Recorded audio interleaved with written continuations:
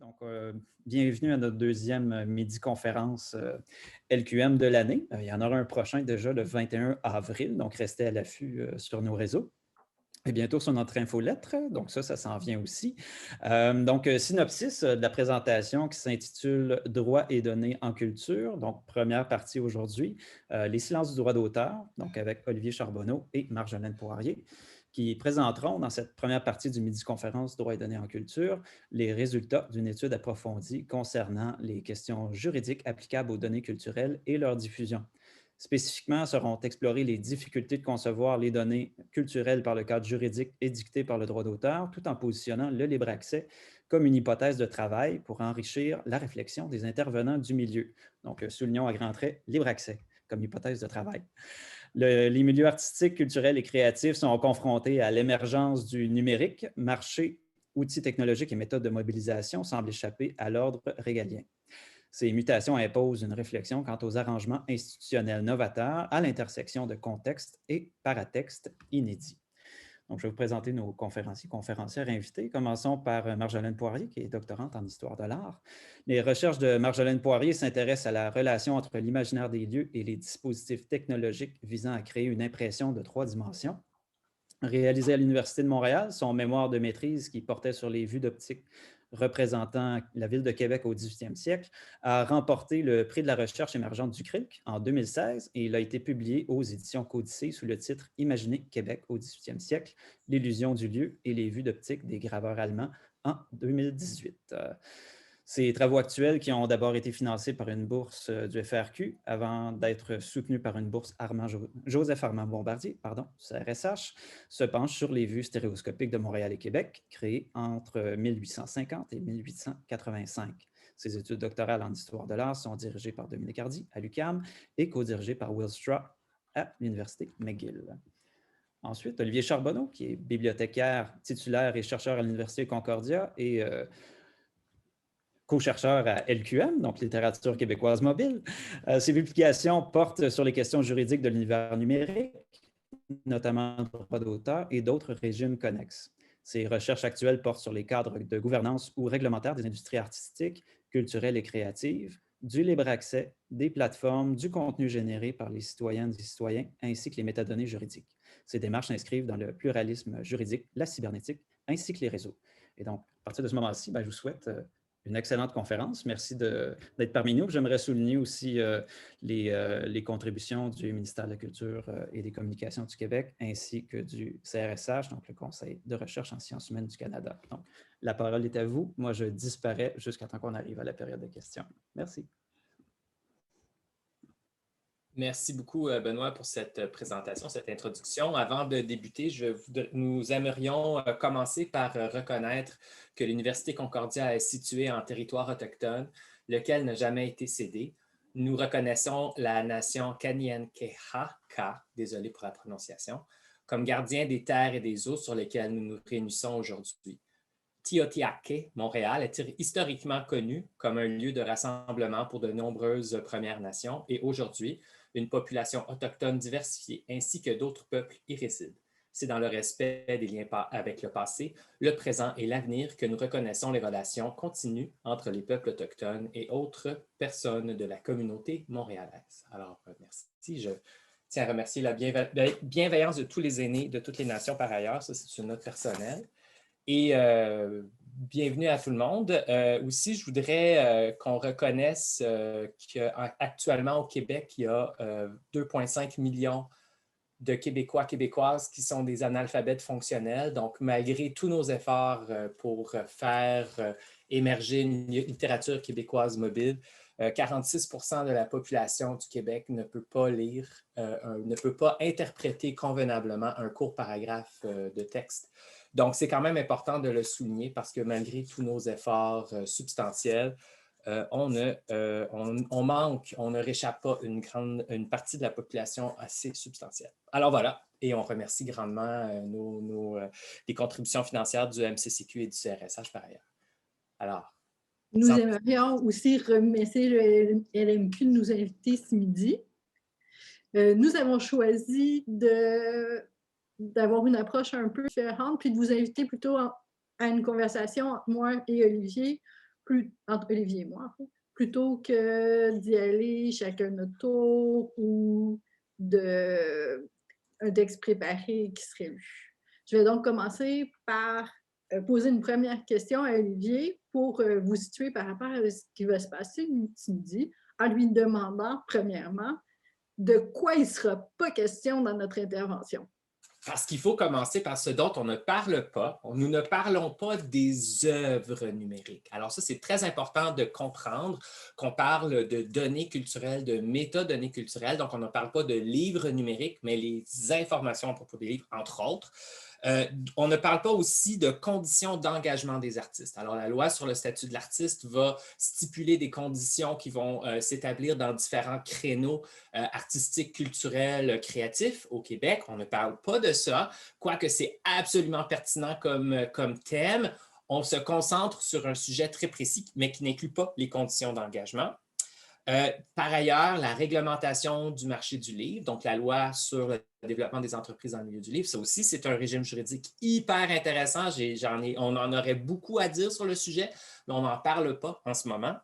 Et aussi, on ne parle pas directement du dépôt légal, quoique le dépôt légal, qui est un régime juridique, c'est dans une loi que ça s'inscrit, va générer des données qui vont être d'intérêt, mais on ne parle pas du régime lui-même parce qu'on pourrait en dire beaucoup sur ces sujets-là. Alors, on exclut, si on veut, là, les régimes juridiques connexes à la littérature, aux livres et à d'autres domaines artistiques et culturels.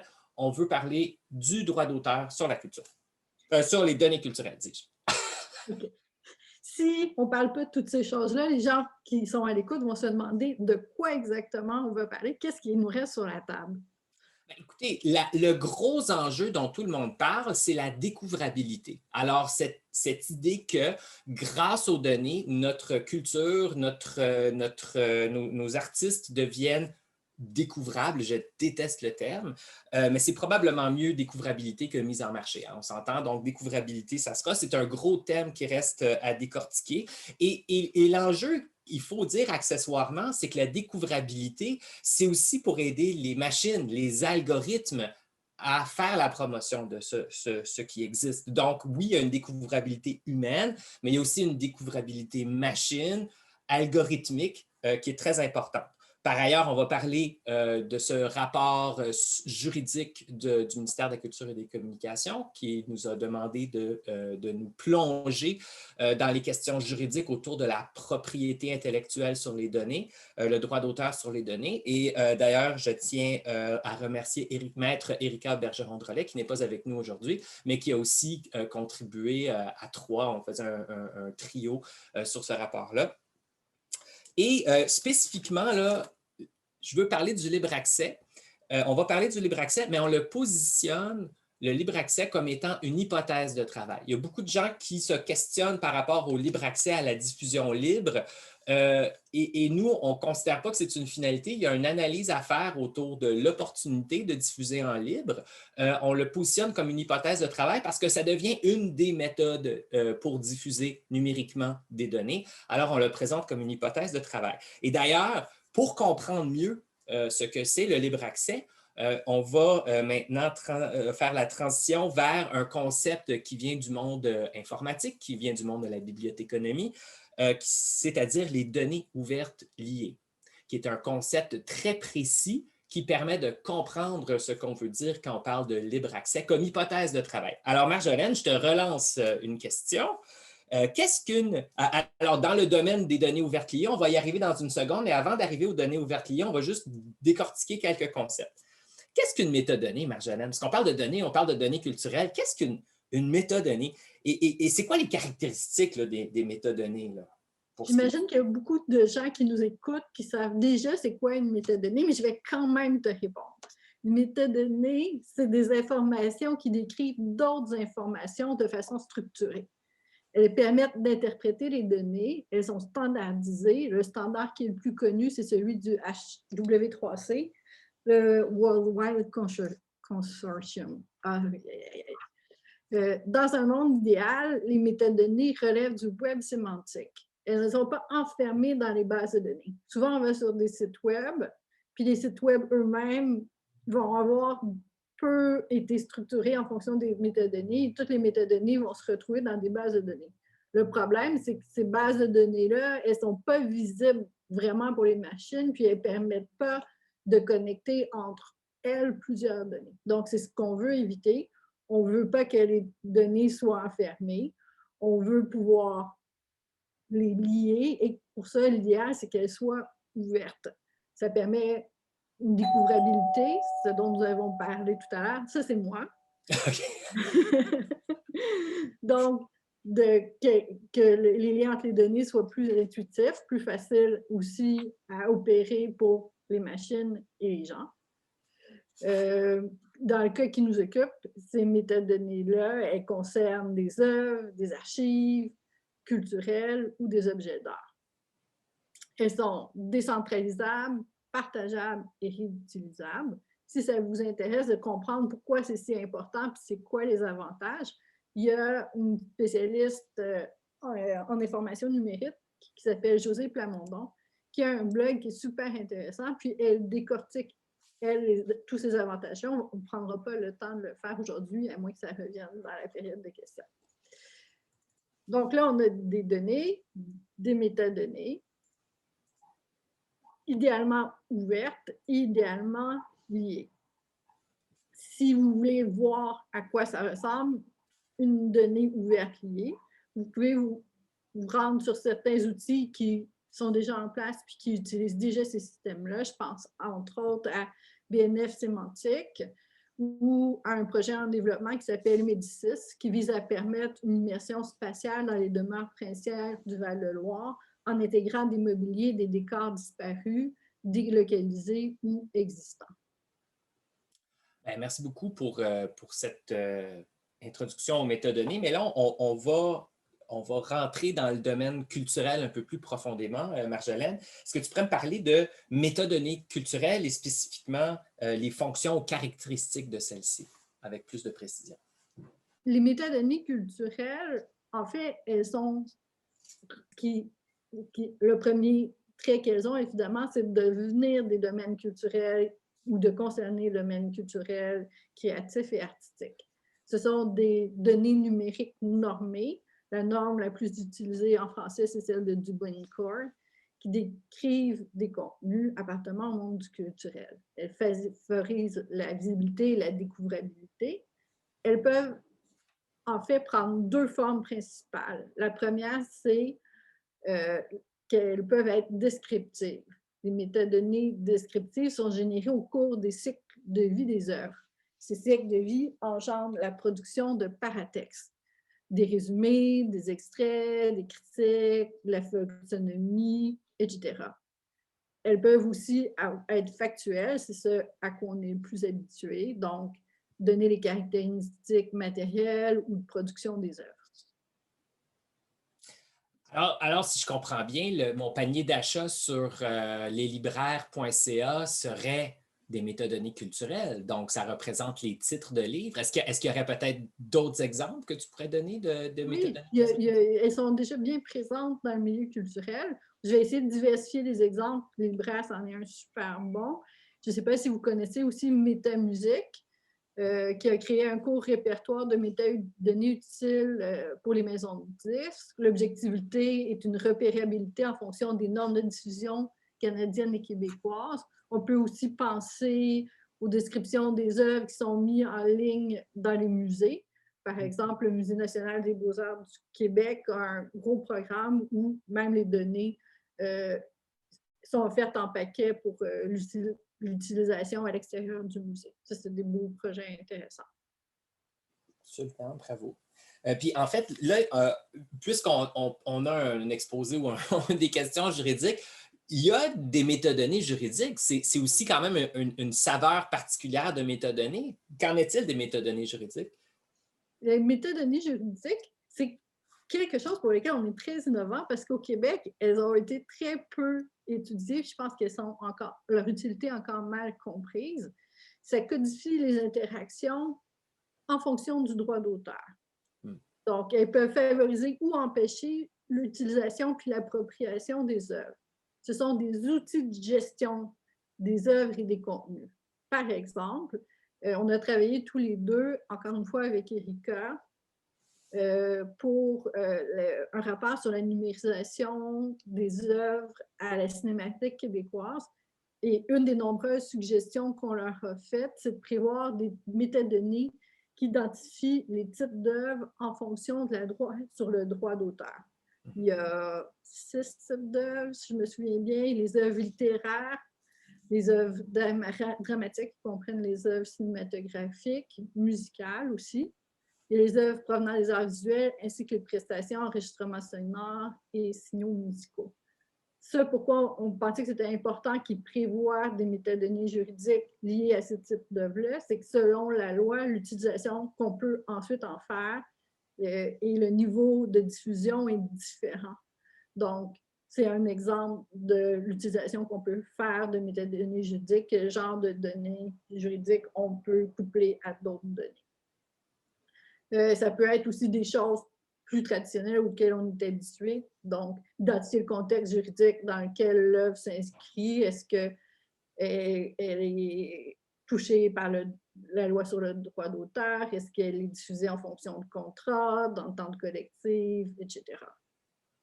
Donc, si je comprends bien, les métadonnées décrivent des objets. On a les métadonnées culturelles qui s'appliquent à des objets culturels. Là, je synthétise, là, je coupe les coins ronds un peu pour synthétiser. Donc, métadonnées culturelles qui s'appliquent à des objets culturels artistiques.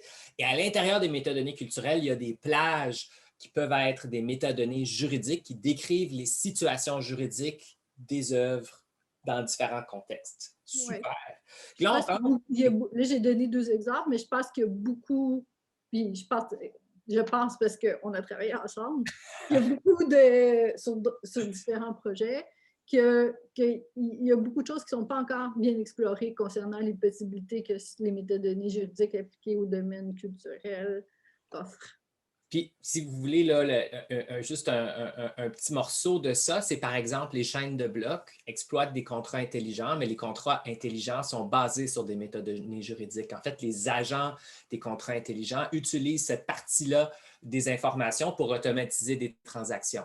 Donc, si vous réfléchissez à ce que c'est une société de gestion collective, ils vont fournir des métadonnées juridiques pour un corpus qui vont être harmonisés pour automatiser des transactions. Mais là, on s'égare un petit peu. Je veux qu'on revienne au concept d'ouverture, parce qu'on a parlé de données ouvertes liées, le potentiel de créer des liens entre différents systèmes, on a parlé de métadonnées culturelles, mais j'aimerais qu'on parle un petit peu plus d'ouverture pour peut-être creuser ce concept-là. Est-ce que tu pourrais nous donner ce qui importe le plus avec l'ouverture, Marjolaine, s'il te plaît? Je vais revenir juste un petit peu en arrière, puis peut-être dire, puis l'exemple de la Cinémathèque le montre bien, qu'il y a un gros travail de structuration aussi à faire avec les métadonnées juridiques, dans le sens où on les connaît peu, puis elles sont peu identifiées, donc il y a encore beaucoup de choses à faire de ce point de vue-là pour qu'elles soient opérables, puis que tout le monde puisse les utiliser. Ça prend quand même un certain niveau d'expertise, une connaissance des milieux culturels, des lois, des régimes juridiques pour y arriver. Donc, l'expertise, elle est développée. Là. Pour revenir avec l'ouverture, nous, il y a toutes sortes de possibilités. Nous, on préconisait quelque chose en particulier qui était d'appliquer les principes du Fair Open Data, les Fair Open Data Principles, donc quelque chose qui tient compte aussi bien de la repérabilité, identifiant unique, permanent, métadonnées nombreuses, bien structurées, cherchables, harmonisées. L'autre aspect important, c'est la capacité d'accès, puis la réutilisabilité, qu'on peut aussi nommer interopérabilité. Merci beaucoup. Puis, ça, c'est une question peut-être un peu bizarre à poser, mais quand on parle de données ouvertes, d'ouverture, qui est-ce qui peut créer des liens entre des données ouvertes? Comment ça fonctionne, ça? Je ne suis pas sûre que je vais pouvoir répondre entièrement à ta question, bien honnêtement. En général, en fait, il suffit de respecter des standards, les standards du Lincoln Data et ses principes de base. Soit, il faut que les données soient libres de droit. Il faut utiliser le modèle de liaison Resource Description Framework, le RDF, une association qui comprend 3 éléments, le sujet, la ressource, le prédicat, qui est le lien, la propriété, puis l'objet, soit la valeur. Pour voir une réflexion en cours concernant le RDF, vous pouvez vous intéresser à un projet de l'Association des musées canadiens. C'est un projet qui est en collaboration avec le Laboratoire d'histoire et de patrimoine de Montréal et il cherche à redéfinir l'espace lié aux objets conservés dans les musées québécois. C'est-à-dire les espaces historiques, sociaux, qu'est-ce que l'espace, puis à le définir en RDF. Les documents sont disponibles sur le site de l'association puis sur le site du LMHQ. Puis, ils donnent des exemples qui peuvent être super utiles dans le domaine culturel. En plus du modèle RDF, les données doivent avoir un nom de référence unique et permanent, l'URI, Uniform Resource Identifier, en utilisant un protocole de communication HTTP. Il s'agit donc de faire appel. Il n'y a donc pas de champ réservé, mais il faut avoir des gens qui sont capables, qui ont des compétences pour structurer l'information, sinon ça ne fonctionnera pas, et qui connaissent aussi bien les milieux, leurs besoins, leurs limites, les habitudes, pour bien structurer ces données-là. Puis ensuite, ben, l'opérabilité, elle vient des machines sur le web. C'est eux qui vont s'occuper d'opérer les liens. Ce que j'adore, c'est l'expression de Josée Plamondon, la différence entre être sur le web ou dans le web. Exactement. Quand on est des données ouvertes liées, on est dans le web, on est imbriqué dans la maille, dans les mailles du web. Ça veut dire, donc, c'est transparent. Ce qu'on ne dit pas beaucoup, c'est que c'est transparent pour l'utilisateur. C'est pas comme s'il voyait vraiment la différence entre un web qui serait standard, une page web standard, puis une qui a été développée pour être sémantique puis opérable. C'est juste les capacités que ça donne d'exploiter les données qui changent. Absolument, absolument. Puis, mais est-ce que c'est une mode passagère? Est-ce que les données ouvertes liées, c'est là pour rester ou c'est vraiment quelque chose qui va changer dans 2 semaines, 2 mois, 2 ans? En fait, il y a beaucoup de gens qui considèrent que le web sémantique puis les données ouvertes liées, c'est l'avenir du web. Sauf que, comme tu le sais, c'est toujours dangereux de jouer au tarot puis de voir c'est quoi l'avenir. Ce qu'on peut dire à tout le moins, c'est que ça se développe de plus en plus, puis ça offre des capacités complètement différentes, puis avec l'intelligence artificielle qui devient de plus en plus importante pour que le web s'arrime bien, on n'aura plus le choix à un certain moment. C'est ce que moi, je dirais. Je ne sais pas ce que toi, tu dirais. C'est pas comme non plus si ça n'existait pas. Il y a déjà des outils très connus qui l'utilisent. Je pense à Wikidata, à DBpedia, puis dans le milieu culturel international, il y a le Smithsonian, entre autres, qui a développé des descriptions web en fonction du web sémantique avec des données ouvertes liées. Localement, on a la bibliographie du Québec de BANQ aussi, puis le réseau francophone numérique. Ça fait que c'est pas comme si c'était quelque chose, l'avenir des Avengers, qu'on ne sait pas où ils s'en vont trop. C'est quelque chose qui existe déjà. Tout à fait. En fait, moi, ce que je dirais, c'est qu'il y a beaucoup de puissance, il y a beaucoup de structure dans les idées qui gravitent autour des données ouvertes liées. Puis il faut pas négliger ce qu'on peut apprendre de ce mouvement-là. D'autant plus qu'il y a vraiment un potentiel inexploité à différents égards là, sur le plan stratégique et symbolique aussi du rôle des différentes organisations et institutions. Donc, juste de comprendre les idées ou les principes en arrière, de se conscientiser de ces principes-là, c'est nécessaire pour vraiment entrevoir une transformation numérique de différents aspects. Là. On peut encore écrire des livres sur des machines à écrire. Là. Moi, j'adore faire ça, personnellement. Mais je sais aussi qu'il y a d'autres mécanismes à exploiter pour que nos créations soient découvertes. Il ne faut pas oublier que je vais être honnête, il ne faut pas oublier que comme c'est en développement aussi, il y a encore des choses qui sont améliorables. Des fois, on voit de ces outils-là qui, en termes de bibliothèque économique, je m'excuse, je viens de ce monde-là aussi, on appelle du bruit. Il y a trop de résultats pour ce que l'usager veut réellement. Donc, c'est quelque chose qui va aussi évoluer au cours des prochaines années puis qui n'est pas complètement fermé. Puis, une des raisons de ce bruit-là, c'est des fois, les métadonnées sont mal structurées ou mal identifiées ou pas super bien normées. Ça prend quand même un processus de réflexion pour que ça soit efficace, puis utilisable, puis vraiment agréable pour l'usager. Puis là, il y a une belle conversation à avoir sur quelle sorte de coordination ça prend entre les différents organismes, les différents algorithmes, la technologie aussi, pour arriver à une vision où les données culturelles, les métadonnées culturelles puissent récupérer des éléments des données ouvertes liées à certains moments pour arriver à avoir un impact, finalement. C'est ça qu'on veut, c'est ça la découvrabilité, c'est d'avoir un impact. Alors, il y a un problème d'action collective qui doit être géré, si j'ose dire. Puis dans les économies néolibérales capitalistes dans lesquelles nous vivons, et c'est les droits de propriété qui sont supposés de régler ces problèmes d'action collective. Et puis, c'est pour ça aussi qu'on parle souvent du droit d'auteur, n'est-ce pas, Marjolaine? C'est certain.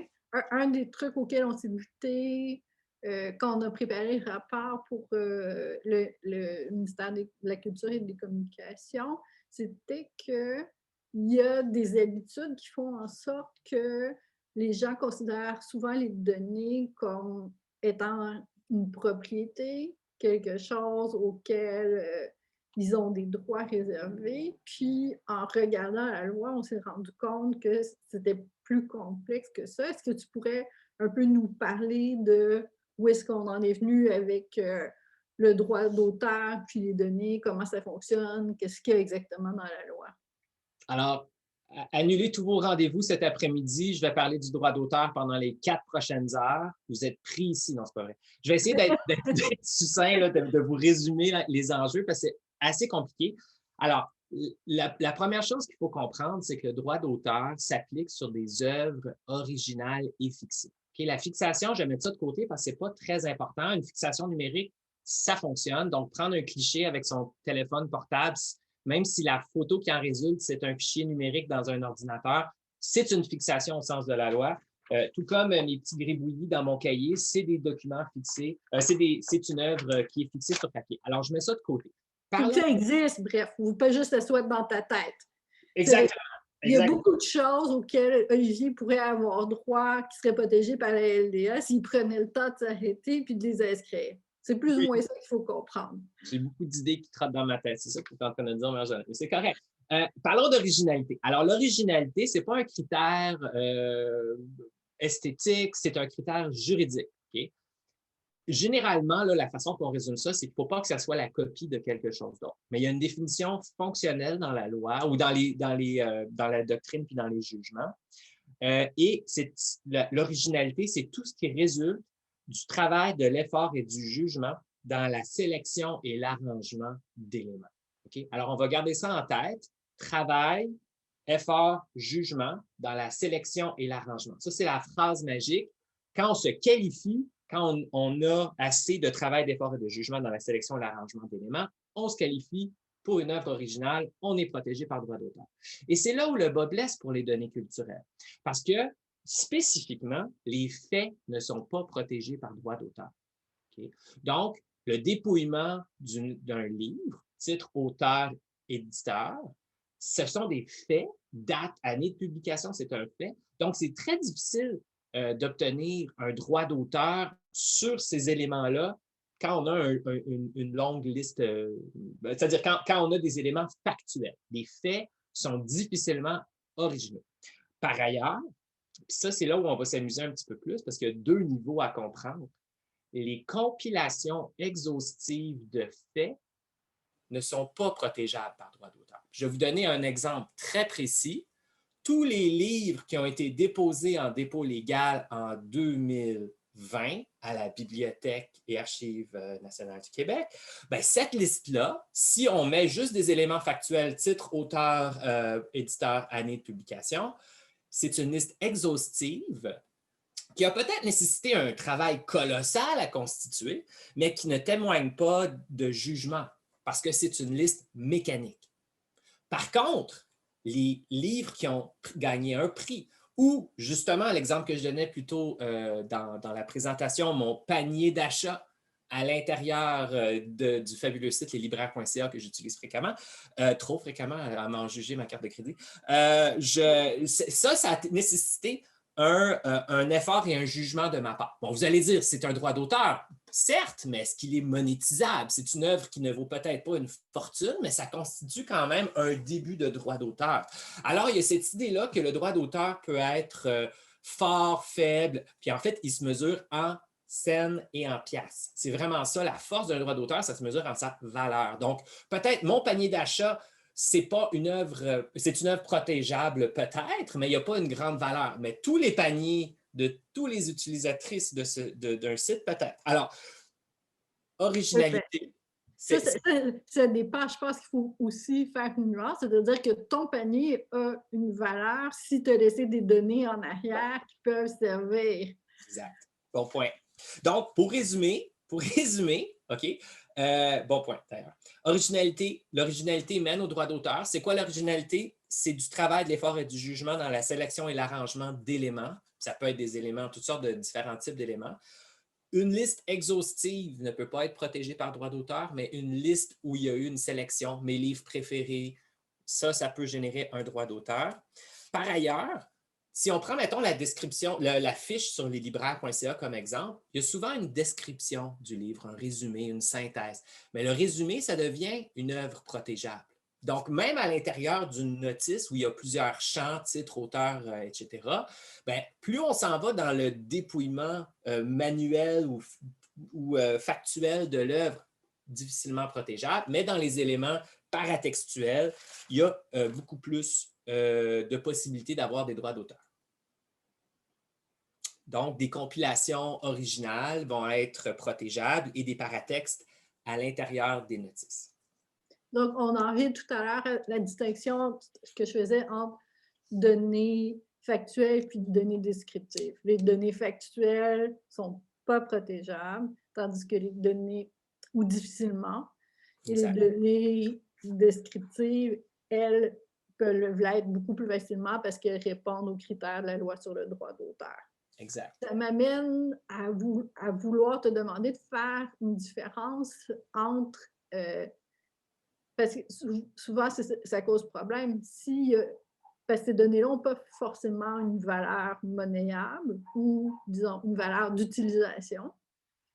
C'est quoi la différence dans un cas comme ça entre avoir le droit puis posséder le droit? Qui a le droit, par exemple, dans ton cas avec les libraires, puis qui possède ce droit-là? Excellente question. Ça, c'est aussi un autre terrain glissant du droit d'auteur, la différence entre avoir un droit et posséder un droit. Ce n'est pas la même chose. Posséder un droit d'auteur, c'est d'être le titulaire, c'est d'en être le propriétaire. Okay? Avoir un droit, c'est un peu comme être locataire d'une maison. Alors, la différence fondamentale, c'est qu'un droit de propriété, ça permet d'exclure les gens. Tandis qu'un droit avoir le droit, c'est beaucoup plus proche d'une licence, d'une autorisation temporaire. Et puis, je vais vous donner un exemple extrêmement concret. Quand les stations de radio font jouer de la musique à la radio, elles ne possèdent pas le droit. Ce ne sont pas des propriétaires des droits d'auteur, mais elles ont obtenu une autorisation temporaire pour avoir le droit d'exécuter en public, parce que c'est ça le terme concret de la loi, exécuter en public de la musique, des œuvres musicales. Et cette licence-là, cette autorisation temporaire provient d'une société de gestion collective. Alors, c'est ça la distinction fondamentale. Quand on dit « je veux les droits », mais on n'a pas nécessairement besoin de les posséder. On peut demander une autorisation par licence. Et puis, c'est là où la réflexion, elle devient extrêmement intéressante, c'est quand on ajoute le concept des grandes plateformes web. Là, je pense ici spécifiquement aux réseaux sociaux comme Facebook, comme Twitter, etc. Les grandes plateformes, mais leur licence, ce qu'elles demandent, c'est une modulation extrêmement judicieuse, je vais utiliser un mot gentil, extrêmement judicieuse de la licence. C'est qu'avant, on demandait une licence temporaire. Pour jouer la toune à la radio, on a juste besoin d'une petite licence, on fait un petit frais, ça on passe à autre chose. On peut passer plein de musique comme ça, puis ça fait un fichier de données qu'on envoie à la SOCAP, là, il y a une redistribution de revenus en fonction de tout. C'est comme ça que ça s'opère.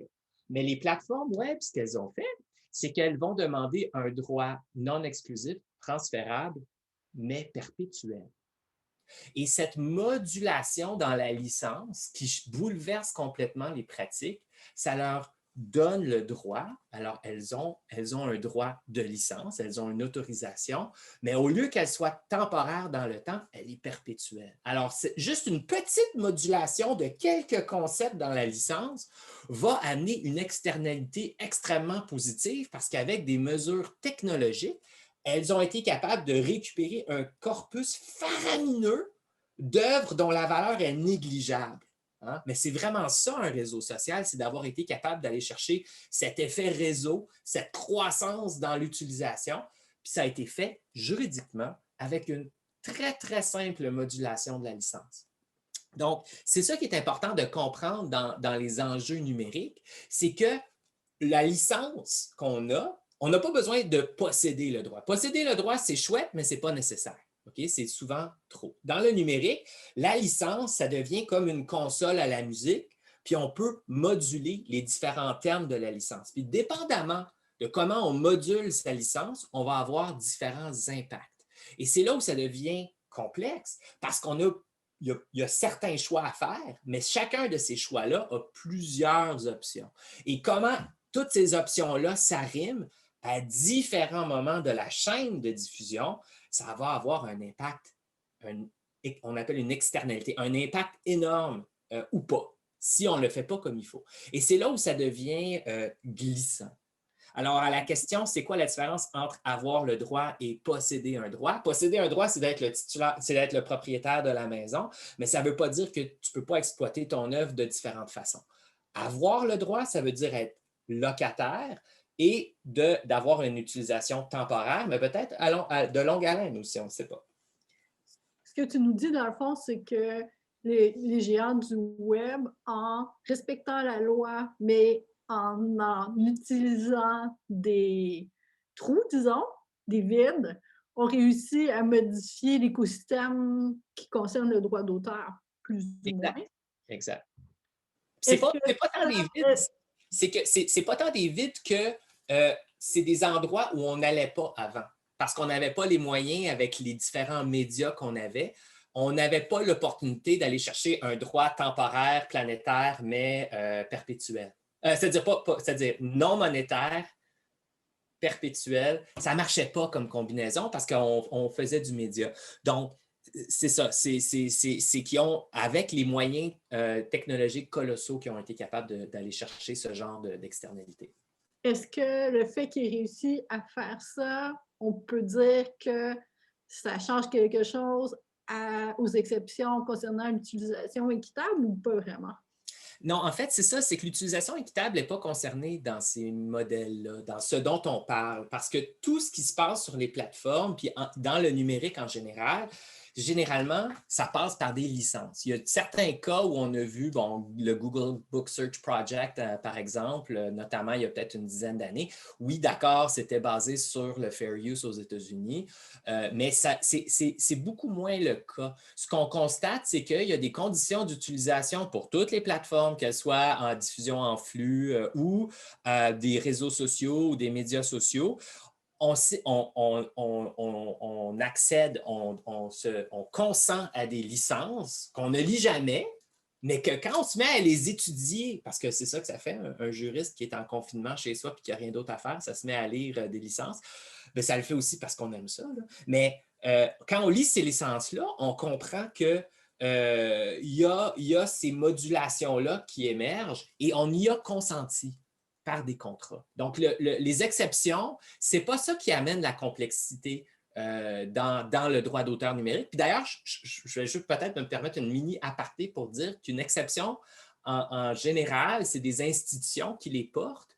Puis si j'étais un capitaliste véreux, mais je ne le suis pas, je suis un fonctionnaire véreux, c'est encore pire qu'un capitaliste véreux, je suis un fonctionnaire véreux, bien, moi, j'essaierais de comprendre comment les institutions invoquent les exceptions pour déterminer comment faire évoluer le marché. Parce qu'il y a vraiment un cycle vertueux à comprendre comment elles sont utilisées pour faire évoluer les marchés. Puis au Québec, on a de la difficulté à faire ça, en partie parce qu'on a encapsulé différents segments, sous-mini-segments de différents marchés dans des régimes juridiques inflexibles, puis on n'est pas capable de sortir de nos carcans juridiques. Ça, c'est un petit laïus personnel, ça n'a pas rapport avec les métadonnées juridiques, mais je ne pouvais pas m'empêcher de le faire. OK. Mais je vais nous ramener à l'ordre tranquillement dans ce cas-là. Puis, ce qu'on peut en conclure, donc, c'est que ce qu'on connaît actuellement du droit de publication, ça ne s'applique pas aussi directement qu'avant. Donc, pour les métadonnées juridiques, il faudrait envisager peut-être d'autres avenues qui répondent à ce nouveau écosystème-là. Ouais. Ceci d'autant plus que certains partagent les données, qu'elles soient culturelles ou juridiques d'ailleurs, est souhaitable pour s'assurer que les contenus culturels québécois soient vus, découverts, appréciés. Dans le cadre du rapport, on a identifié 2 avenues possibles pour y arriver et pour que les choses soient mises, les choses provenant de domaines qui sont fortement touchés en plus par la pandémie en ce moment soient mises en valeur. Tous les 2 sont basés sur le libre accès. Pour comprendre cette stratégie, il suffit d'analyser, comme on vient de le faire un petit peu, les pratiques commerciales des géants du web ou, plus prosaïquement, les licences qui facilitent le libre accès. La licence, combinée à un effet réseau, permettrait aux acteurs québécois de tirer avantage de la mise à disposition sur Internet de leurs métadonnées culturelles. Comment maintenant utiliser cette stratégie pour atteindre nos objectifs? Je vais te relancer sur cette question compliquée, Olivier. Ben, écoute, si j'avais vraiment toutes les réponses, je serais un milliardaire du web. On s'entend, là. C'est ça l'enjeu réel. Si on était capable de trouver la formule secrète, ben voilà. Non, quand même, il y a certains éléments qu'on peut vous proposer. Puis le mot ça ne sera pas la potion magique d'Astérix et Obélix, t'es sûr, à peu près? Ben, c'est ça qu'il y a là-dedans, en fait, c'est de la potion magique. Non. C'est de l'eau. Puis là, c'est important de mentionner, c'est que le mot publication, c'est un droit réservé à l'article 3, au premier alinéa de l'article 3 sur la loi sur le droit d'auteur. Puis le mot publication, ben, ce qui est arrivé, c'est qu'en 2012, on a parlé beaucoup des exceptions qui ont été édictées par le législateur en 2012, mais il y a quelque chose de très fondamental qui s'est produit, qui a passé sous silence, en tout cas, à cause, selon moi, là, de différents débats autour d'autres éléments. Tu veux dire pas à cause de la traduction de la loi, parce qu'on s'est rendu compte qu'il y avait quand même en français puis en anglais des subtilités qui ne se retrouvaient pas de part et d'autre? Non, c'est ça. Ça, c'est tout un autre affaire. Écoute, il y a une thèse de doctorat à faire sur la traduction de la loi, là, ça, c'est certain. Mais le point ici, c'est que le législateur canadien a reconnu que tout ce qui est diffusion par Internet, ça s'enchasse dans l'exécution en public. Donc, la publication d'un livre, c'est un mécanisme pour créer de l'imprimé physique. Mais quand on parle de diffusion d'un livre dans Internet, en 2012, le législateur canadien a mis ça dans le droit qui est le même droit que la radio-télédiffusion. Donc, quand on met un livre en ligne, puis la licence qui en découle, on est dans l'exécution en public par télécommunication, la mise à disposition par Internet. Puis ça, c'est un changement fondamental de paradigme, en plus des modulations de licence des grandes plateformes que je mentionne. J'ai oublié de spécifier ce changement-là entre le régime de la publication, qui est bien connu du secteur de la littérature au Québec. Là, on tombe dans un autre régime juridique et c'est pour ça qu'on est en train de se confronter à des questions qui sont nouvelles. Mais pour revenir à ton point, comment utiliser les éléments des données ouvertes liées pour faire fructifier les données culturelles québécoises? Bien, une des choses les plus directes qu'on peut faire, c'est de reconnaître l'importance des URI, des Uniform Resource Identifiers, et de libérer tout ce qui est les données factuelles de base pour pouvoir identifier un livre clairement. Okay? Donc, par exemple, d'avoir des utilisations libres ou gratuites de métadonnées culturelles factuelles exhaustives. Okay? Ça fait des points d'ancrage dans le web dans lesquels les algorithmes peuvent s'arrimer. Ça, c'est très important de considérer ça. Alors, ce qu'il faut voir, c'est les corpus que nous avons sous l'égide de nos organisations et de nos institutions, identifier les éléments factuels de dépouillement et spécifiquement les les clés, donc, par exemple, l'ISBN 13, okay, que ces clés-là, avec des éléments de dépouillement, soient mobilisées le plus rapidement possible, librement. Ça va enrichir le web de contenu québécois et ça va permettre à plein d'acteurs de s'arrimer à ces faits-là pour bâtir des contextes et des paratextes qui vont peut-être mener à des échanges, qui vont peut-être mener à des marchés. Par ailleurs, ce qu'on devrait faire, un autre élément extrêmement important, c'est de travailler très fort sur les métadonnées juridiques. Bon, là, j'ai un petit peu un biais, j'ai un conflit d'intérêt parce que c'est ce que je m'apprête à faire avec Marjolaine là, pour très longtemps, je l'espère, mais certainement la prochaine année. Il y a un travail énorme de dépouillement, de licences, de contrats, mais aussi de regarder à l'intérieur de la littérature, des éléments de la littérature, mais de sortir aussi un peu de ce cadre-là parce qu'un livre audio, quand on embauche un membre de l'Union des artistes, ben la convention collective s'applique dans ce contexte-là. Alors, le monde de l'édition se voit à se brosser à des régimes juridiques qu'on voit plutôt à la télévision ou à la radio, mais c'est normal parce qu'un livre audio, quand il est diffusé numériquement, ça tombe sous l'égide de l'exécution en public dans l'article 3.1 de la loi sur le droit d'auteur, comme j'ai tenté d'expliquer plus tôt. Donc, dans un premier temps, on va libérer des données factuelles avec les identifiants uniques. Dans un deuxième temps, il faut étudier les métadonnées juridiques pour faciliter les transactions économiques d'œuvres protégées ou de données protégées grâce à des algorithmes. J'aimerais ça nous ramener sur le plancher des vaches parce que c'est mon rôle en général dans notre binôme. C'est important qu'on trouve et qu'on identifie les métadonnées juridiques puis qu'elles deviennent applicables aussi. Parce que des métadonnées juridiques qui sont là juste pour être là, ça ne sert à rien. Il faut qu'elles soient utiles pour les milieux. C'est toujours ça le défi. Ce n'est pas juste de les identifier par rapport au contrat et à la loi, c'est de voir en quoi elles peuvent être utiles pour les milieux. Puis pour ça, évidemment, l'équipe de rêve que nous sommes, parce qu'à nous deux, on couvre plusieurs milieux culturels différents.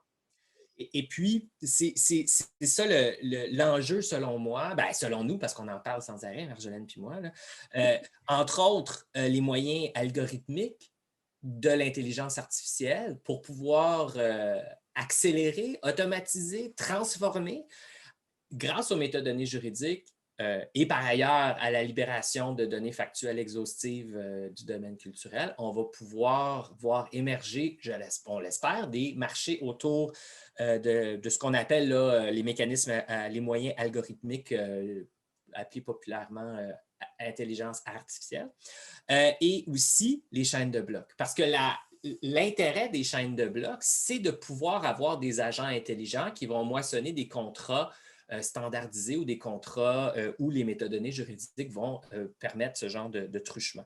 Donc, on était aussi intéressé par les effets que ça peut avoir sur les fiducies de données. Est-ce que tu peux en glisser un mot?